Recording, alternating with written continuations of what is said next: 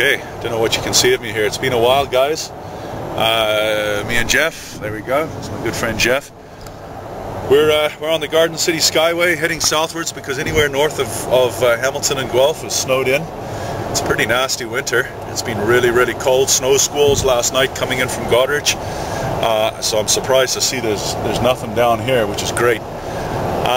We're looking at anywhere we can find some minerals at this time of year, mid-January.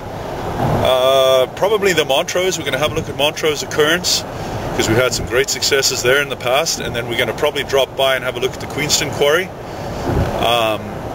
Obviously we're tapping the Lockport Dollarstone. That's the rock of the area, and in particular today I'm really hoping to find some sphalerite, maybe a bit of fluorite. And we were just up at Jeff's apartment checking stuff out. He's got some amazing, beautiful fluorescent zircon that we've been lately. He's just put the fluorescent light to it.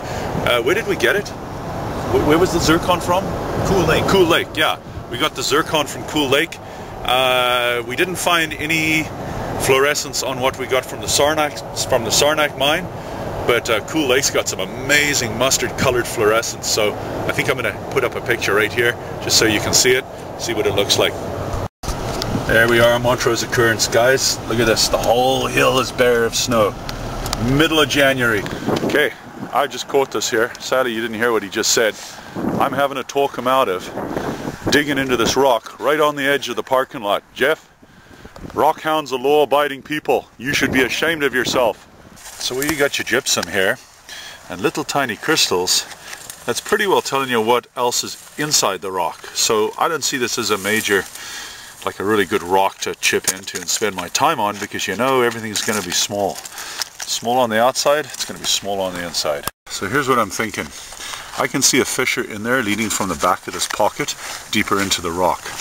You can see other openings within the rock, so it's obviously a very porous rock. My point is, I'm going to try and work my way in following the natural crevices and so on, and open up fissures that have not been exposed to the surface. So this is my plan right now. I'm working away with trying to knock off the top and just see what opens up along the fissures in terms of pockets. So this whole hill is just pure Lockport Dollarstone covered over. It's just a treasure trove of rock hounding potential. I remember up at the top we found some good stuff, and it's probably less picked over, so we're going to head up.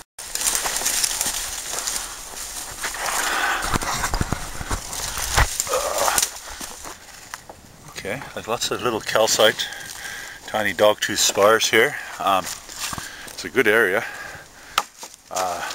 This is on the back of the mound, so the Lowe's is way across there. I think it's Montrose Road is up over the mound on the other side.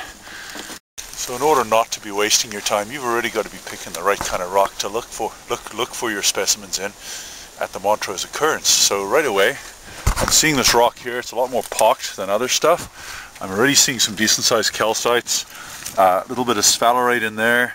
I can see some calcite crystals underneath.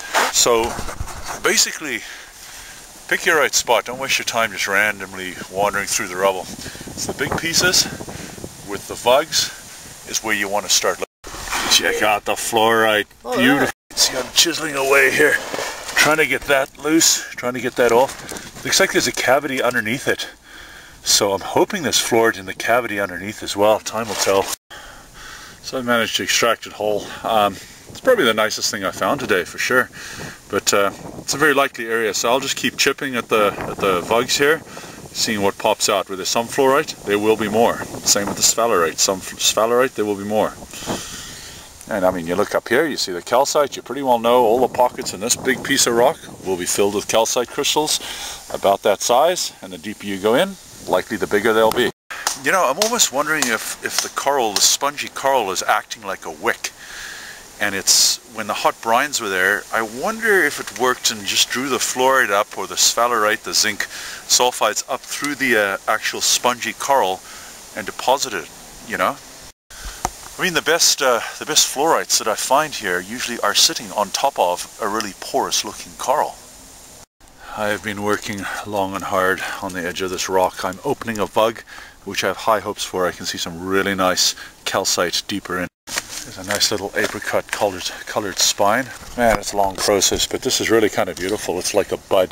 Just a beautiful sort of, you know, all of the crystals of points have come together looking like a sort of sprout, like maybe an asparagus stalk or something.